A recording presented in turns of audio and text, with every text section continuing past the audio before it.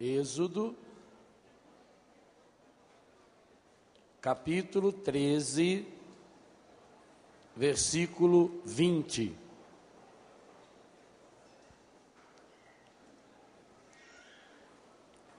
Nessa tarde nós queremos caminhar com o povo de Deus rumo à terra da libertação.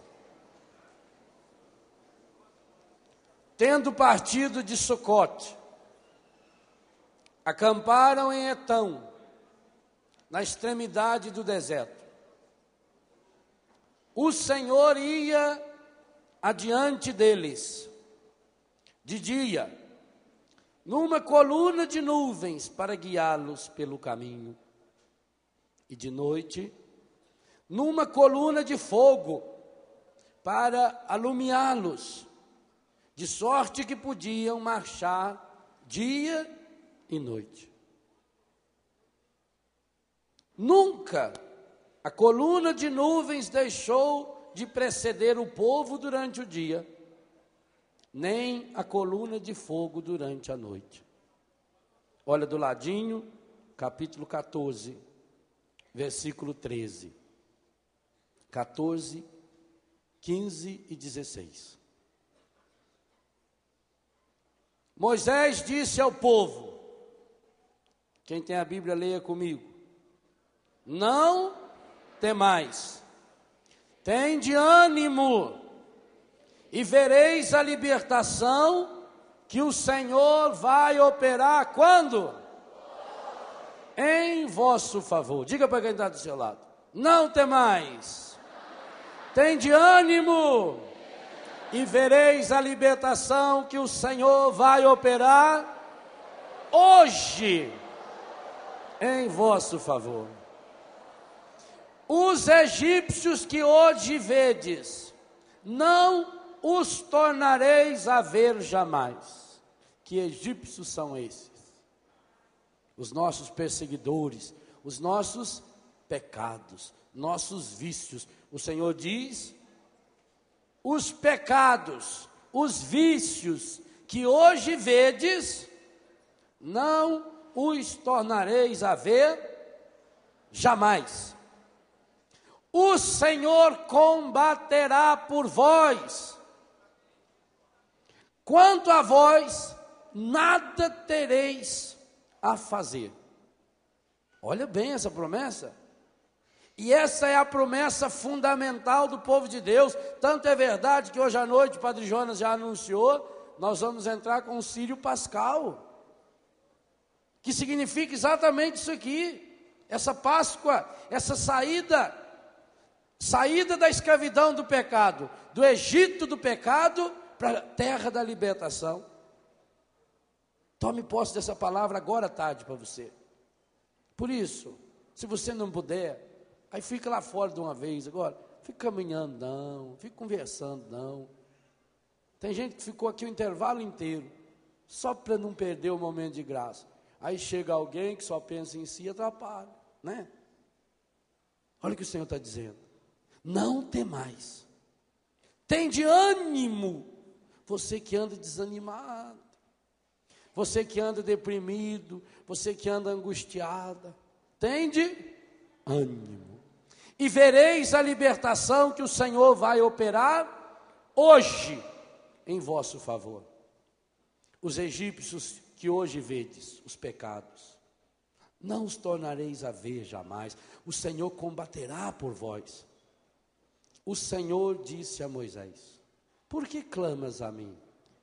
Dize aos filhos de Israel que repita,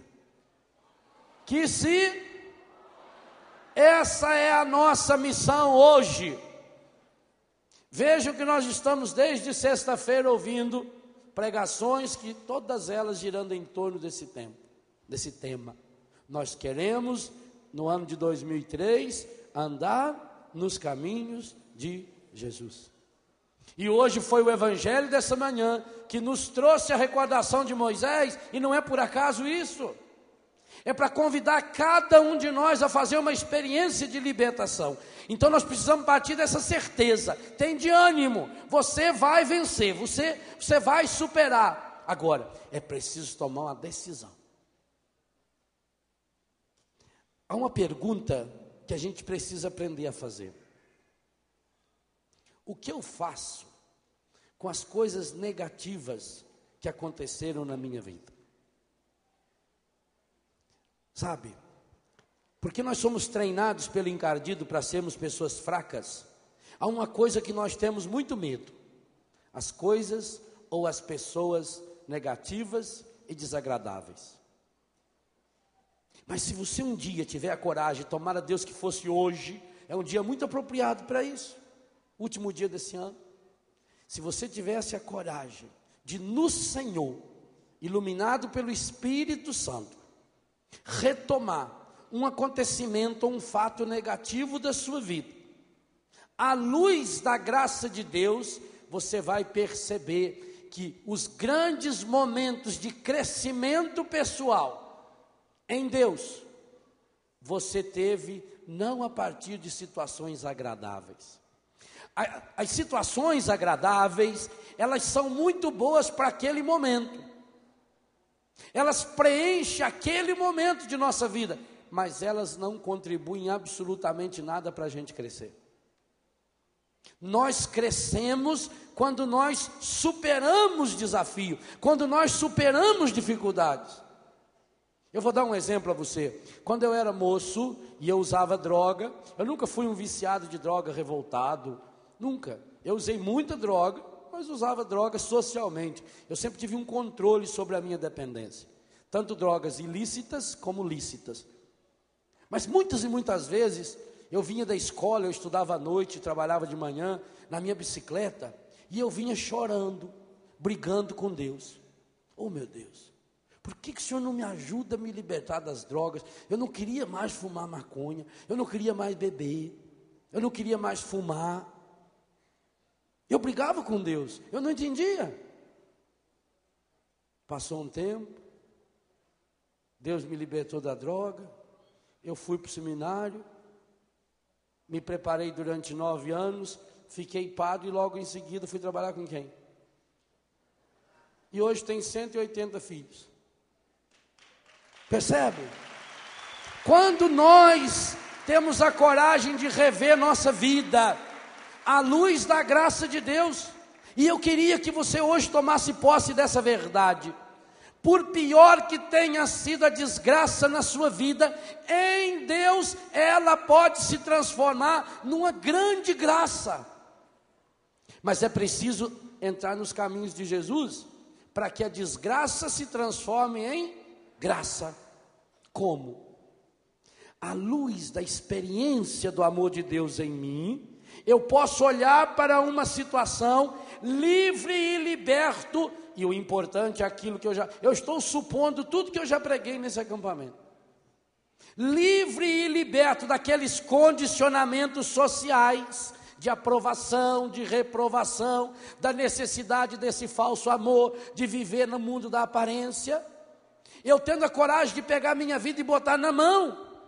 Mas pelo amor de Deus, meu irmão, não faça com a sua vida e nem com a vida do outro uma desgraça maior. Quando você isola um momento da sua vida, então a pessoa entra em depressão profunda. Se você for num hospício de doido e conversar com uma pessoa doida, com uma pessoa doente mental, você vai começar a perceber que ela está sempre voltando a assuntos do passado. São experiências que ela não superou. Por que as pessoas entram em depressão, e depressão profunda?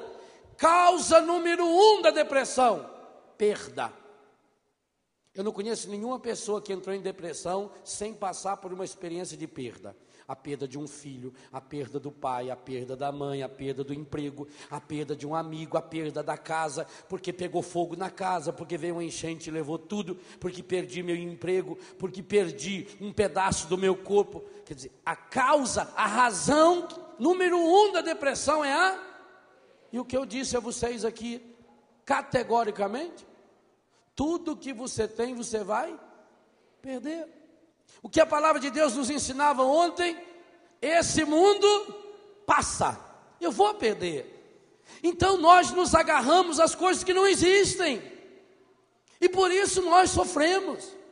Sem Deus, você se agarra na sua imagem, e você passa a ter respostas prontas para a vida. Pois eu digo a você, deixar-se conduzir pelo Espírito Santo é estar pronto para aprender com toda e qualquer situação da sua vida. E tem uma coisa, na vida, ou você aprende, não tem outro jeito. Se você não aprender com essa situação que você está vivendo, que pode ser uma situação de muito sofrimento, pois muito bem, se você não aprender com essa, a vida vai lhe dar uma pior, mas você vai ter que aprender. Não tem outro jeito. Nós precisamos aprender com as situações difíceis, porque essas situações difíceis são aquelas que fazem vir à tona quem nós somos. Quando é que nós descobrimos os verdadeiros amigos? Na hora de uma desgraça, na hora de um sofrimento. O verdadeiro amigo é aquele que chega quando todos os outros já foram. Jesus Cristo, o grande amigo de Lázaro, quando foi que ele chegou? Quando tudo parecia perdido. Por que que Jesus não antecipou a sua ida a Betânia? Porque Jesus não antecipa nada na minha e nem na sua vida. Jesus é o caminho, ele não antecipou nem na dele. Jesus veio nos ensinar o caminho de Jesus que nós queremos andar, caminhamos na estrada de Jesus, como nós rezamos na Santa Missa hoje de manhã. É o caminho da experiência de Deus que vai acontecendo na minha jornada, na minha estrada.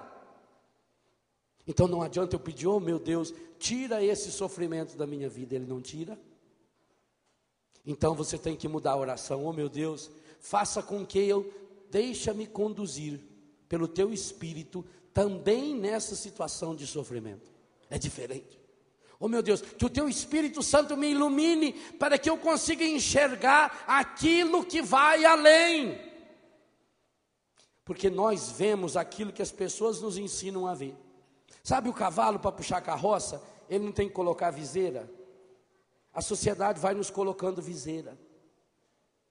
E nós achamos que enxergamos. Preste atenção na pergunta que eu vou lhes fazer agora. O que é que vocês estão vendo na minha mão esquerda?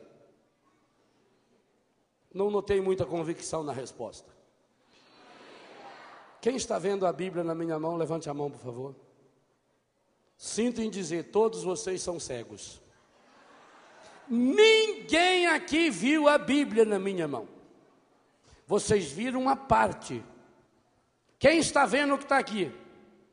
Alguém está vendo? Não, eu estou, mas não estou vendo o que está aqui, ó. Quem está vendo aqui embaixo? Quem está vendo aqui em cima? Quem abriu para ver? Mas nós temos na nossa cabeça uma ideia de que um negócio parecido com esse é Bíblia. E somos capazes de brigar que isso é Bíblia. Mas eu só vi um pedaço, eu não peguei na mão, eu não olhei dentro para ver. É assim que os traficantes de droga usam para carregar droga. Eles pegam um livro com Bíblia, no meio eles fazem um buraco, enchem de droga e levam.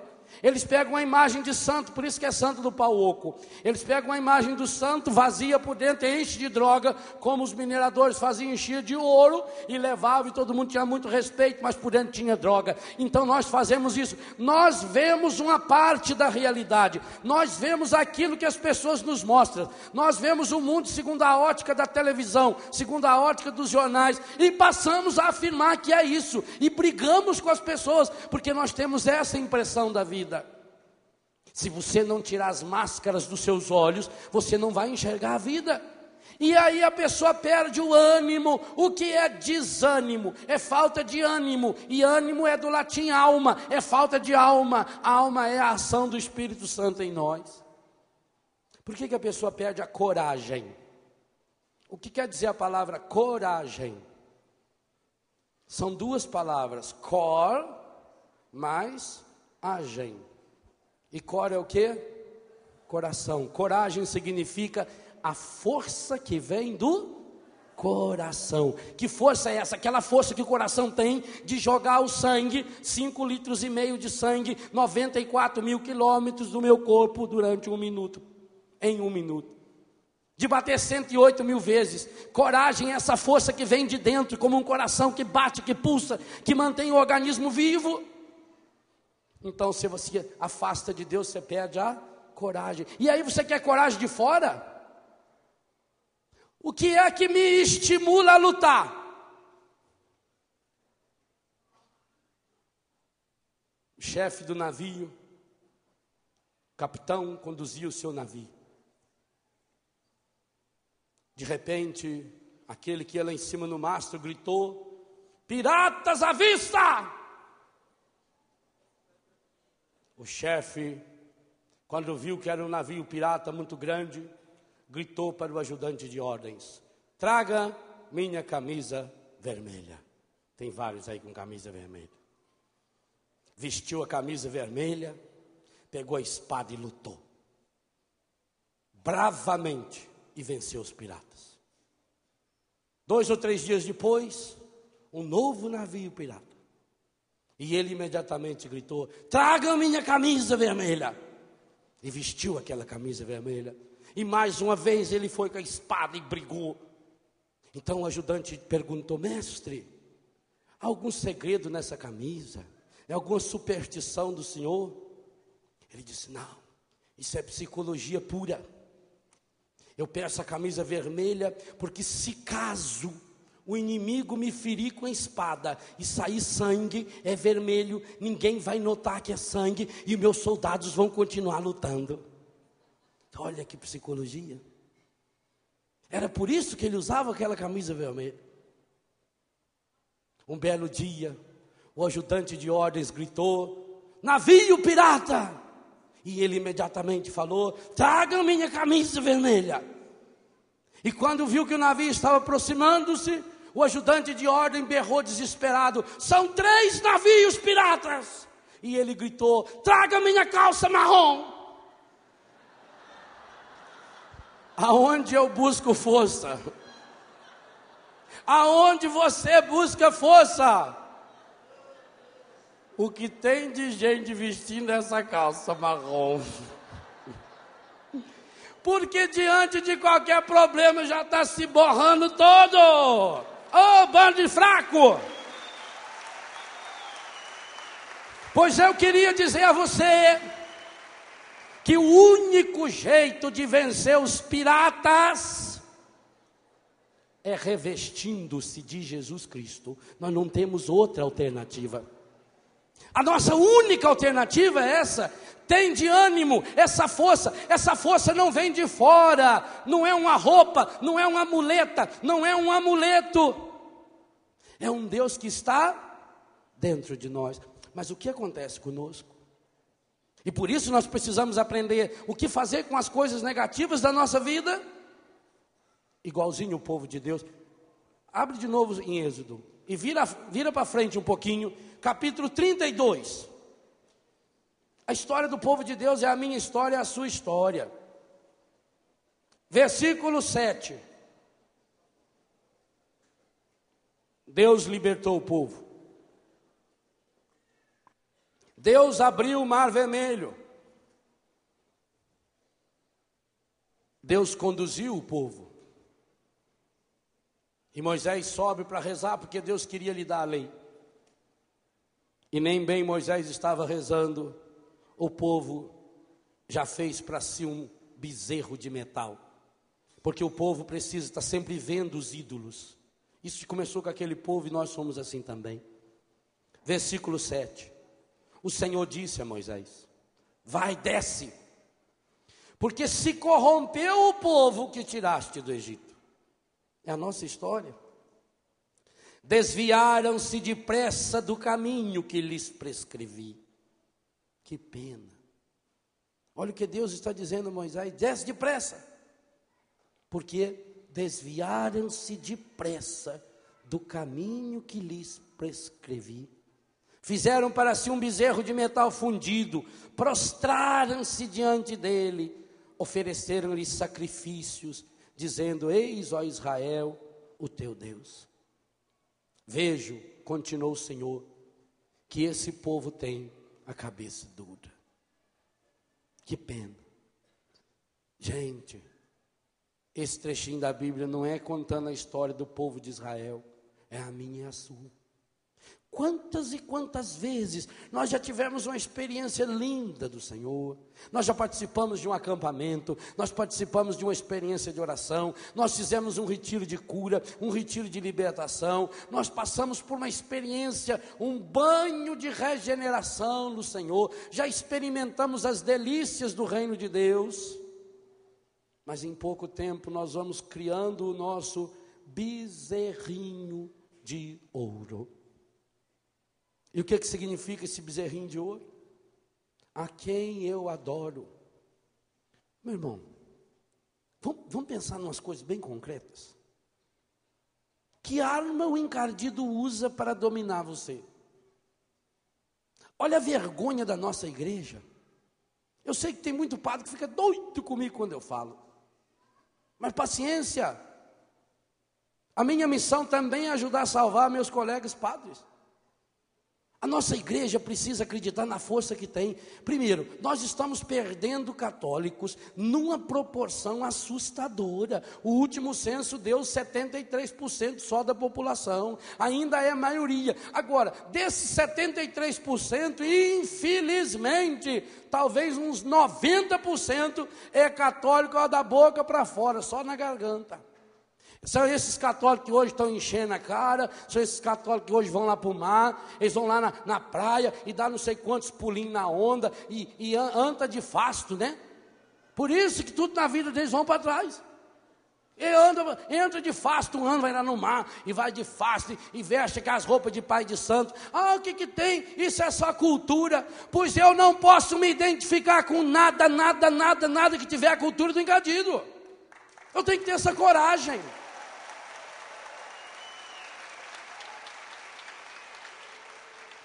Por que eu não tenho essa coragem? Porque nós vamos nos amarrando. Você já viu alguma propaganda de cigarro que brinca com a fé católica? E por que não? Porque as grandes empresas de cigarro sabem que 99% dos consumidores de cigarro são católicos. Inclusive os países aonde mais vende cigarro são os países católicos, até na Europa. Os países mais católicos da Europa, Espanha, Alemanha, Itália, índice de cigarro lá em cima. Pega países protestantes ou anglicanos, como a Inglaterra, por exemplo, o índice de cigarro já é bem menor. Não é uma vergonha para nós? Agora, por que o encardido faz a pessoa fumar? Primeiro porque o cigarro contém a morte enroladinha. Logo, sim, pegue meu livro Viver com HIV, lá eu tenho um capítulo onde eu explico detalhada e cientificamente. Aqui eu não tenho tempo para isso. Como também a pregação de ontem, que eu falava dos olhos e do ouvido, está no livro Rezando a Vida. Lá você tem explicadinho, com todos os outros textos. Então eu explico nesse livro Viver com HIV sobre o cigarro, sobre as drogas e sobre o álcool. Mas vamos pegar aqui o exemplo do cigarro. Uma droga, o que tem eu fumar? O cigarro tem aproximadamente 4.700 substâncias químicas, das quais ao menos 15 são comprovadamente cancerígenas. 15. Quando você joga o cigarro para dentro, ele começa dos lábios e vai para o seu corpo inteirinho, pele, veias,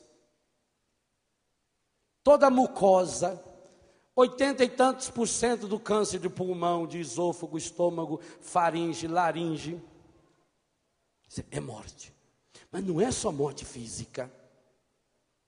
Todas as doenças do aparelho respiratório são provocadas pelo cigarro. Bronquite, broncopneumonia. Quanta gente, falta de ar, está se matando, mas está com cigarro. A tosse, pigarro. O pulmão está arrebentado, mas está com cigarro. Pior, carrega o cigarro aqui, bem pertinho do coração. Fumar é a eucaristia do demônio. Você pega com a sua mão, igualzinho pega a hóstia, branquinho, e leva na boca. Quantas vezes por dia você comunga a eucaristia do demônio? Eu, quando fumava, quando estava terminando o meu vício, eu fumava 3 maços de cigarro todo dia. E diga você, a Organização Mundial da Saúde afirma, somente 3% das pessoas que tentam parar de fumar conseguiram. Eu digo a você, na minha comunidade, todos os que tentaram conseguiram, todos, 100%. É uma graça, mas é possível. Os que não tentaram, caíram no cigarro e em outras drogas. Muitos não tentaram, ficaram 1 semana, 2 lá em casa, e aí ia fumar escondido. Quem fuma escondido está tentando parar? Não, mas aqueles que amassaram, porque eu parei assim, na graça de Deus. O dia que Deus mostrou ao meu coração o pecado mortal que eu estava fazendo, porque fumar é pecado mortal, isso tem que explicar para as pessoas. Não só fisicamente, não é mortal, é o espiritual. O dia que Deus me mostrou, gente, foi uma coisa espetacular. Quando Deus me mostrou, Ele me deu a graça imediata de enfiar a mão no meu bolso, amassar um maço de cigarro e jogar fora. Por isso que eu digo a você, você aqui que fuma, faça essa experiência. Agora, mostre para os outros. Tem que mostrar para as pessoas. Esse negócio eu estou tentando parar, escondido, não fala para ninguém, isso é a arma do encardido. O encardido tem que ser desmascarado. Por isso hoje, se você quer parar de fumar, agora eu digo a você, enfia a mão no seu bolso ou na sua bolsa, pega o seu maço, mostra para quem está perto, amassa e pisa nele, e nunca mais você vai fumar, nunca, nunca, nunca mais. Eu desafio você, desafio. Você não pode mais consagrar sua boca e o seu bolso ao demônio. O encardido não fica satisfeito só com a Eucaristia diária. O encardido quer também o dízimo diário. E quem fuma paga diariamente o dízimo do encardido. E qual é o dízimo? Quanto custa um maço de cigarro? R$1, 2, 3? Então você pega um maço de cigarro de R$2, você fuma 1 por dia. O seu dízimo é R$2 por dia. R$60 por mês. Quanto você dá de doação? Nós ouvimos ontem o Eto dizer aqui, 95% dos que mantêm a TV Canção Nova, a Rádio Canção Nova no ar, fazem com doações de R$18 em média. Gente, não chega a 200 mil pessoas que procuram ser fiel nos R$18 por mês e colocam um sistema de comunicação 24 horas no ar, atravessando o oceano. Hoje nós estamos atingindo só no Brasil 100 milhões de brasileiros. Isso por quê? Porque tem 200 mil brasileiros que têm a coragem de oferecer R$18 por mês. Meu Deus, quantos canais desses de televisão nós teríamos se os 40 milhões de fumantes nesse país, que pagam um dízimo médio de R$60 para o demônio, se essas pessoas tivessem a coragem de investir na evangelização? É uma vergonha, mas nós não teríamos mais pobre, nós não teríamos mais a violência dessas ruas, tudo teria mudado nesse país. Então, se esse país vai mal, a culpa é sua, de católico, carismático, apostólico, romano, safado, sem vergonha, que fica com um maço de cigarro e não acredita. Não tem outro jeito. É o meu bezerrinho. Tudo que eu puder falar contra o cigarro é pouco, pelo todos os anos que eu fumei. Tudo. Não me conformo.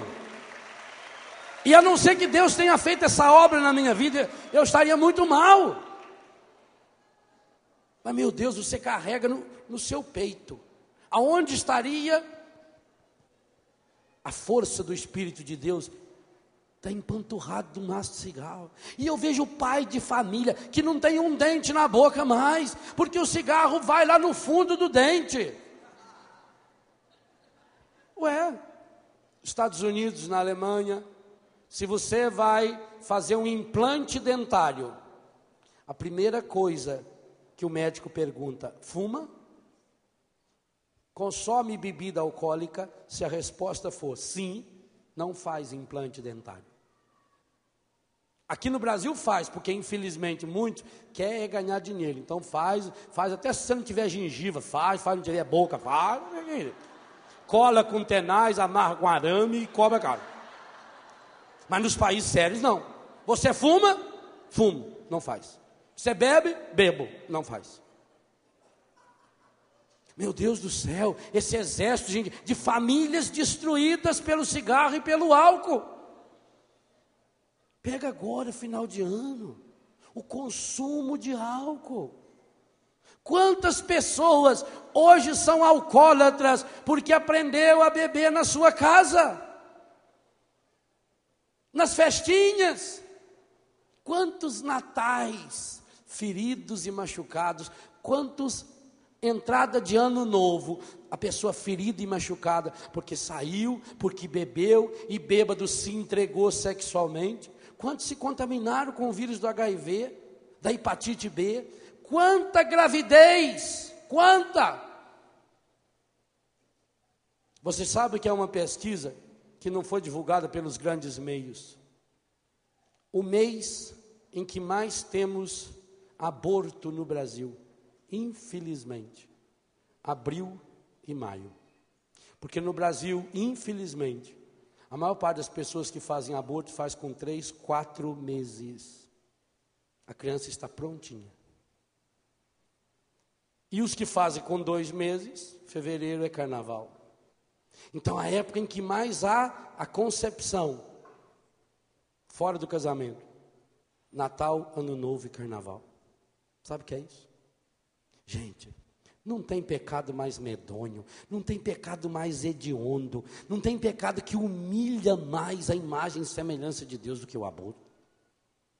Foi o jeito que o encardido encontrou para colocar a mão dentro da barriga da mulher. E quantas pessoas chegaram ao aborto porque começaram com uma bebida. Então começa a beber, uma bebidinha a mais, um drinkzinho, numa festa, o bezerrinho de ouro. E aí já ajuda pela roupa que está usando. Porque não é só sentar no colo, não. Tem certas moças que botam uma roupa que, virgem de santos. É dureza a gente aguentar, viu? Às vezes ela senta no primeiro banco assim da igreja de mini saia e fica cruzando a perna, vai lá pra cá. Ah, meu filho, não é fácil não.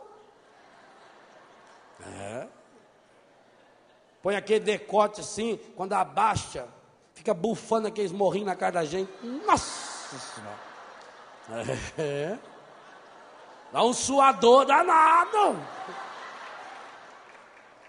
Na igreja, mas precisa ir na igreja com essas calças fusô branca. Aquelas calças que grudam no corpo, colada. Aí bota uma tanguinha assim. E vai com aquela bolsão. Oh, minha Nossa Senhora, ajuda eu aqui, meu Deus.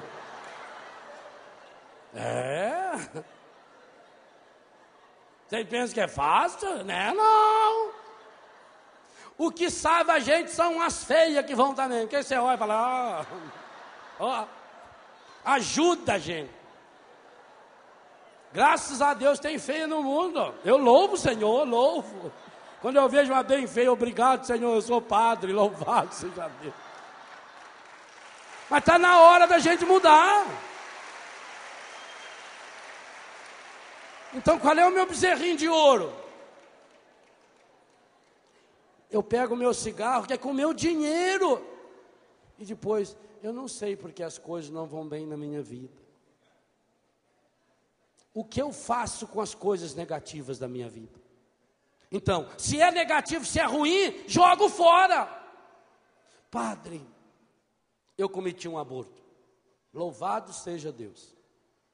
Louvado seja Deus porque você cometeu o aborto? Não. Louvado seja Deus porque você reconheceu e hoje você quer pisar na cabeça do encardido. Louvado seja Deus você que hoje vai escrever naquele papel e jogar no latão o aborto que você fez. Sabe por quê? Nós celebramos aqui a festa dos santos inocentes, não celebramos? Quem foram os santos inocentes? Eu vou deixar bem claro que isso que eu vou falar agora não é doutrina da Igreja Católica.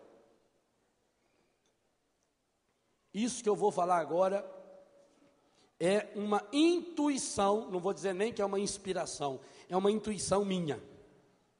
Eu procuro ser muito honesto na função de pregador. Tudo que eu falei até agora está no catecismo da igreja. Claro, eu falo às vezes do meu jeito, mas está lá, está. Ou mudam os verbos ali, né? Agora, isso que eu vou falar não é o pensamento oficial da igreja, tá bom? Isso é uma intuição do padre Léo. Mas aí eu vou dar uma de São Paulo. Eu julgo que estou iluminado suficientemente pelo Espírito Santo para poder também colocar a minha intuição. Nós celebramos a festa dos santos inocentes. Quem foram os santos inocentes? Aquelas crianças assassinadas barbaramente por Herodes, porque ele queria matar Jesus. Aquelas crianças tinham consciência do que estava acontecendo com elas? E por que elas se tornaram mártires? Porque, sem saber, elas morreram no lugar de...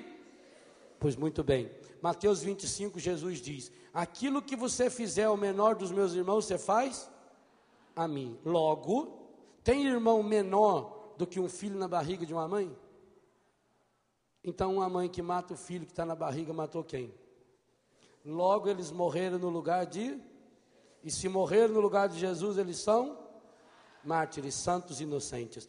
Gente, o exército de santos inocentes que tem no céu, louvado seja Deus, é infinito. Porque hoje, aquele filho que você matou, ele é seu filho, e ele é santo porque ele foi mártir. Ele morreu em consequência do pecado no mundo, ele morreu no lugar do próprio Cristo, e hoje ele está grudado naquele exército de santo inocente. E você mãe, e você pai, que um dia Deus o livre e guarde, fez um aborto, e esse hoje está no céu, ele está intercedendo pela sua salvação. Olha bem o que é a concepção maravilhosa da graça de Deus, e isso é doutrina da igreja católica, sim, é aquilo que a igreja canta na noite da Páscoa: ó feliz culpa de Adão, que nos mereceu tão grande Redentor. Então você, minha irmã, você, meu irmão, que um dia cometeu o pecado do aborto, ao tomar posse da graça de Deus em sua vida, a partir desse pecado terrível, desse pecado hediondo, desse pecado medonho, você tem um filho que está no céu, e que é santo, e que hoje está intercedendo pela sua cura, intercedendo pela sua restauração. E a grande reparação que você pode fazer para esse seu filho, que você assassinou barbaramente, não tira o peso do crime. A única e a melhor coisa que você pode fazer para ele é viver uma vida santa, é viver uma vida na graça, porque ele está em Deus, está orando por você. Isso significa a graça de Deus. Em Deus a pior desgraça, não tem pecado pior que o aborto, não tem. É o pecado mais contrário da natureza. Não tem pecado pior. Mas em Deus até mesmo esse pecado. Por isso que no livro Seja Feliz Todos os Dias, eu tenho a oração que Deus me inspirou a fazer, e nós precisamos fazer muito. Inclusive, se você não puder comprar o livro, tira cópia daquela página e faça nos grupos de oração, reze pelos seus antepassados, reza pelas pessoas que você não sabe que fez aborto, gente. Nós precisamos fazer uma campanha, nós precisamos fazer uma guerra, nós precisamos fazer um combate espiritual, atingindo algumas áreas determinadas, e eu não canso de dizer que entre essas áreas nós vamos encontrar o vício do cigarro, da bebida, das drogas, da pornografia, da prostituição, do adultério, e especialmente um combate espiritual contra as vítimas do aborto. E diga você, as vítimas do aborto não foram as crianças que morreram, essas estão no céu e são santos inocentes. As vítimas do aborto são homens e mulheres que continuam pela vida, condenando-se, provocando enfermidades, doenças em cima de doenças, e atraindo para si a desgraça, a própria ira divina, e mais do que a ira divina, porque a ira divina transforma-se em misericórdia, em graça, quando nos abrimos a ela. Você torna-se um emissário, um mensageiro da morte, um emissário do encardido, quando você assume e quando você protege, infelizmente, esse crime. E quantas pessoas, infelizmente, você já viu falar assim em pessoas que vai para o Paraguai e compra uma opção de bugiganga lá, vende, nunca vai para frente? Há uma maldição nessas bugigangas, porque grande número desses que vão ao Paraguai vão comprar remédio, Citomete Companhia Limitada, que vende cápsulas com 2 comprimidos, 4 comprimidos, 1 comprimido, remédio de aborto. Gente que compra lá no Paraguai, se compra 3, 4 reais. 10 mil guaranis você compra um remédio daquele. E chega aqui no Brasil, eles vendem a 30, 40, 50 reais. Quantos e quantos? Eu conheço centenas. Centenas. E que está espalhado pelos camelódromos das nossas cidades. Em qualquer das nossas cidades do interior, você vai no camelódromo e pede um dos camelôs lá no ouvidinho dele, eu quero um remedinho daquele, ele vai saber alguém para te trazer, infelizmente. E é por isso, e se você é camelô, meu irmão, tenha coragem, eu já disse isso na pregação anterior, de começar uma vida nova, uma vida honrada, e você vai ver que Deus vai abençoar você. Mas você não pode, mas eu não compro, mas vai junto. Não tem jeito, se você não vai junto comprar, você está pagando a passagem daquele outro que está indo do seu lado e está comprando. Está indo junto, estamos trazendo morte, estamos importando morte. O Paraguai é a desgraça que é, esse país que está numa situação dificílima, infinitamente pior do que o Brasil. Por quê? Porque muitas das suas autoridades fecham o olho.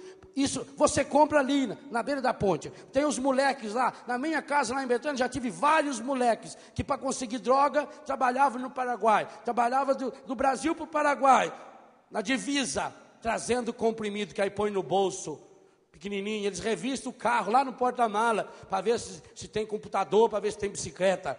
Os caras estão com os remédios, tudo cheio no bolso aqui, no maço de cigarro eles enchem lá, põem 5, 6, 10 comprimidos, 10 comprimidos daquele vendido aí a 50 reais, pronto, o sujeito ganha 500 reais numa dessa. Num país como o nosso, onde a injustiça social corre solta, gente, a morte é vendida em boteco, a morte é vendida em camelódromo, o cigarro que eles vão lá e fazem a mesma coisa com o cigarro. Com a bebida, é o uísque importado que é falso, é o cigarro falso, e ainda bem que é falso, porque tudo, mesmo aquele que fosse o mais verdadeiro dele, seria falso, porque está levando as pessoas à destruição. Então, qual é o bezerro de ouro que eu estou adorando na minha vida? Não adianta a gente passar a mão na cabeça das pessoas. Gente, enquanto nós estivermos produzindo a desgraça que estamos produzindo, o assassinato em massa, mais de 1 milhão de crianças assassinadas, meu Deus. E eu repito, a minha grande preocupação não são essas crianças, porque essas estão em Deus. Essas eu sei que estão em Deus. A minha preocupação é você, mãe, é você, pai, que ficou, a insensibilidade que vai ficando. Então, se você um dia passou por essa desgraça, a primeira coisa a fazer, confesse o seu pecado ao Senhor. Não tenha medo. Pode ser o pior padre, pode ser o padre mais pecador do mundo. A hora que você se ajoelha ali, naquela hora que ele está revestido do poder sacerdotal, mesmo que ele fosse o pior de todos os pecadores, é Jesus Cristo que está absolvendo você. Vai se confessar, mas humildemente, quantas vezes for necessário, vai se confessar. Segunda coisa, faça uma oração de cura interior e de libertação. Uma das bonitas orações de cura interior para a pessoa que fez aborto é a oração diária do terço, porque Nossa Senhora, cheia de graça, Mãe de Jesus, Santa Maria, Mãe de Deus, rogai por nós pecadores, e ainda é plural, não é só por mim, é por cada um de nós que um dia entramos na desgraça desse caminho de morte, entramos na desgraça desse caminho de pecado. Então, faça a oração de cura interior. Se você tem acesso a uma oração feita essa que Deus me inspirou a fazer, que já está em fitas, que tem no livro, ou em outros livros de cura interior, retiros de cura interior, vai fazer um retiro de cura interior, vai rezar quantas vezes for preciso. Quantas vezes eu devo rezar pela minha cura, padre? Ora, se você tiver uma ferida, quantas vezes você passa pomada? Até sarar. Pois é a mesma coisa, a pomada do Espírito Santo eu passo no meu coração até sarar, quantas vezes for necessário. Eu vou fazer quantas vezes for necessário.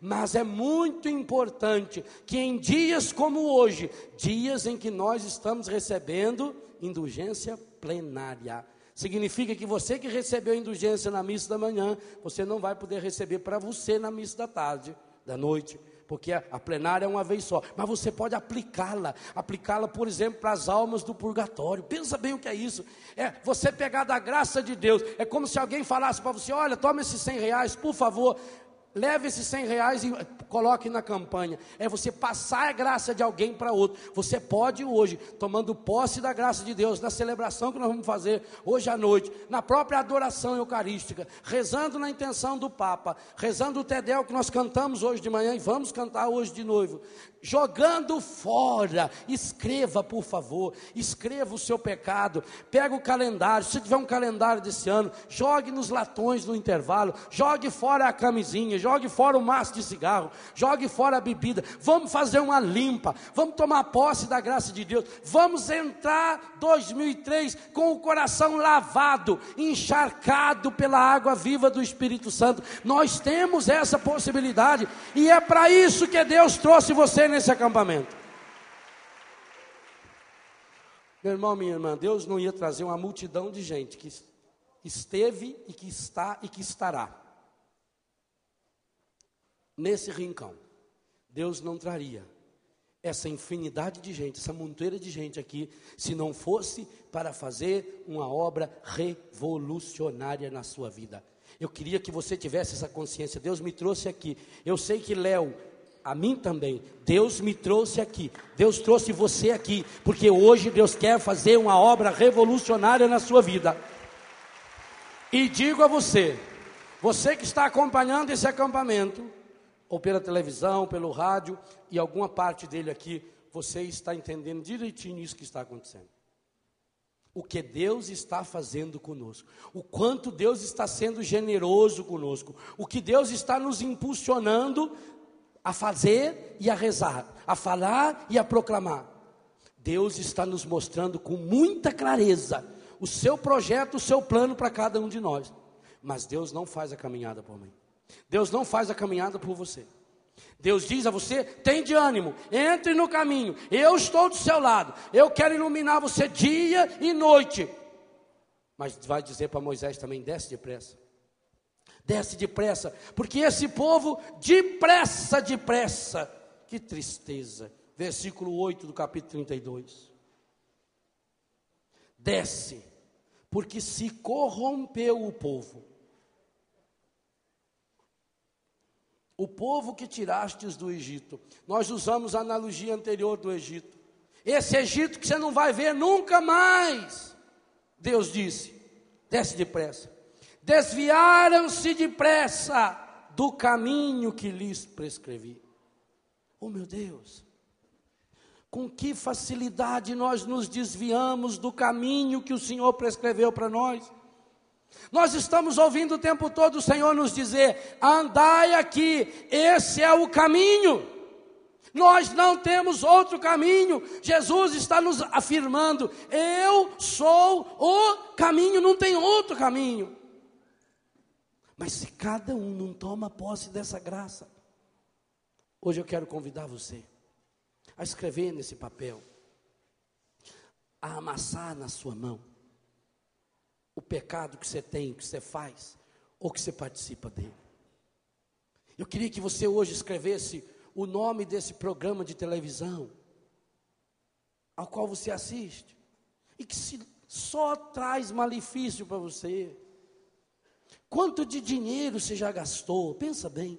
Quanto de dinheiro você já gastou comprando essas revistas? Talvez você não compre revista pornográfica. Graças a Deus tem muita gente que não compra. Mas quanto de dinheiro você já gastou comprando essas revistas de fotonovela?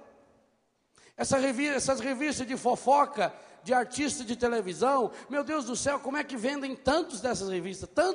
Tantos milhares de exemplares toda semana. Será que você não está gastando seu dinheiro aí? Isaías 55 diz, não pode gastar o dinheiro naquilo que não alimenta. Não é só comida não, é aquilo que não alimenta meu espírito. Como é que eu posso ser uma pessoa em Deus se eu alimento a minha vida só com fofoca, se eu vivo alimentando a minha vida com mentiras? Então, meu irmão, minha irmã, o que você está fazendo com as coisas negativas da sua vida? Vocês lembram de Adoniran Barbosa? Os mais antigos se lembram.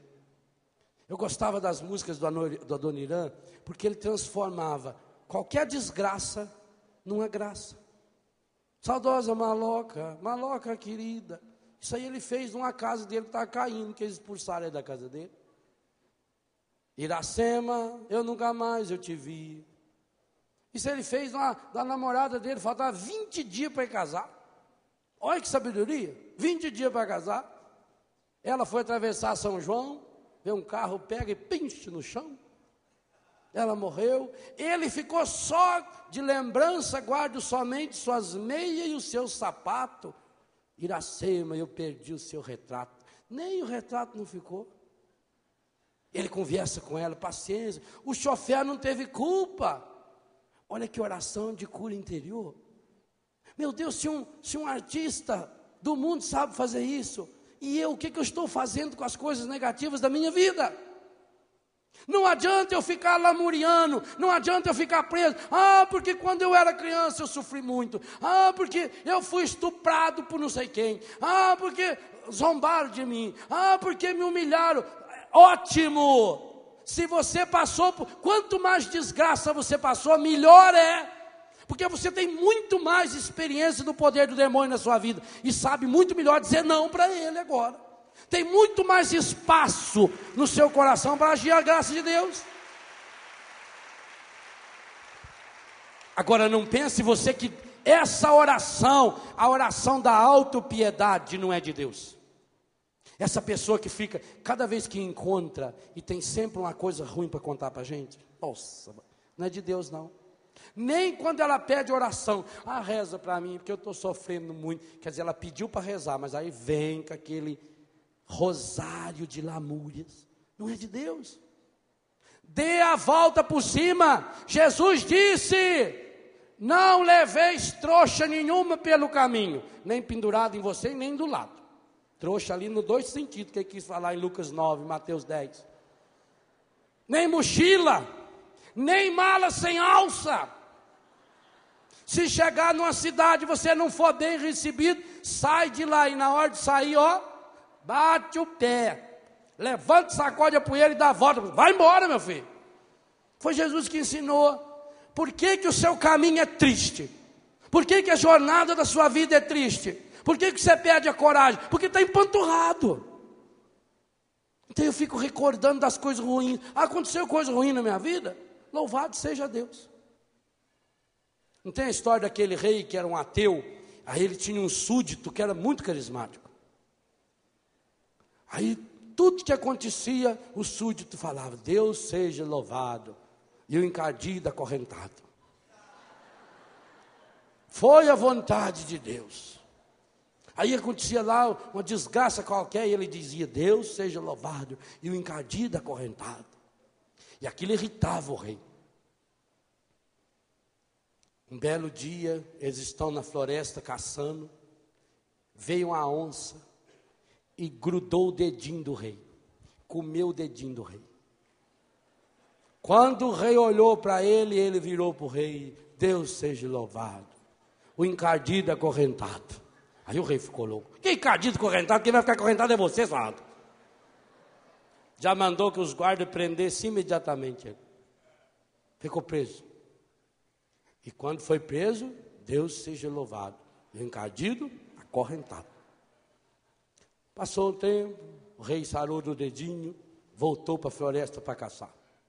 Estava na floresta caçando, quando um bando de índio antropófago, aqueles índios que comem a pessoa, prenderam o rei, caçaram ele, levaram ele. Levaram o rei preso, já fizeram aquele ritual, as danças, tudo, carneirão enorme lá já, para cozinhar ele.